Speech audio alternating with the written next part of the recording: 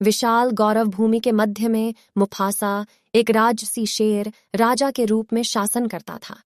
उसका सुनहरा अयाल अफ्रीकी सूरज के नीचे चमक रहा था और उसकी दहाड़ पूरे सवाना में गूंज रही थी, जो शक्ति और ज्ञान का प्रतीक थी।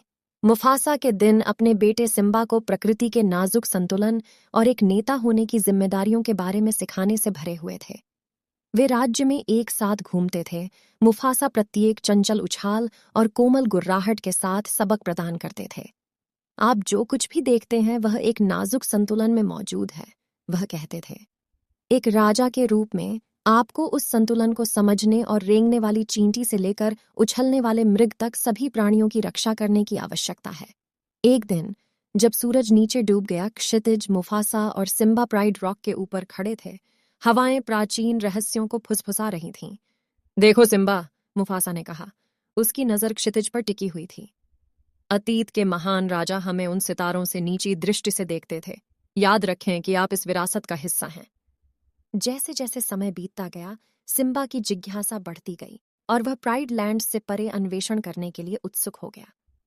मुफासा ने उन्हें हाथी कब्रिस्तान, एक निषिद्ध स्थान के खतरों के बारे में आगाह किया, लेकिन सिम्बा की साहसिक भावना ने उसे अपने शरारती दोस्त नाला के मार्गदर्शन में इस निषिद्ध क्षेत्र की तलाश करने के लिए प्रेरित किया। हाथियों के कब्रिस्तान में खतरे ने उन्हें घेर लिया क्योंकि लकड़बग्घा अंदर बंद हो गए। मुफासा की तेज दहाड़ से हवा बंट गई और वह उन्हें बचाने के लिए ठीक समय पर पहुंचे। शावक, कठोरता और कोमलता के मिश्रण के साथ मुफासा ने सिम्बा को डांटा, उसके कार्यों के परिणामों और बुद्धिमान विकल्प बनाने के महत्व को समझाया। फिर भी जैसा कि जीवन के चक्र में होगा, त्रासदी हुई। मुफासा के ईर्ष्यालु भाई स्कार ने उसके खिलाफ साजिश रची। जंगली जानवरों की भगदड़ मच गई, जिससे सिम्बा की जान को खतरा हो गया। मुफासा अपने बेटे को बचाने के लिए दौड़ा। उसकी शक्तिशाली उपस्थिति अराजकता के खिलाफ एक ढाल थी, लेकिन उसकी ताकत के बावजूद प्रकृति की ताकतें अडिग साबित हुईं और मुफासा की जान दुखद रूप से चली गई। सिम्बा तबाह हो गया था और अपने पिता की मौत के लिए खुद को दोषी ठहरा रहा था।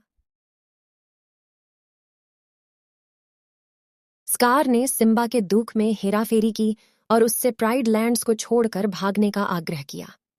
वर्षों तक राज्य को स्कार के दमनकारी शासन का सामना करना पड़ा।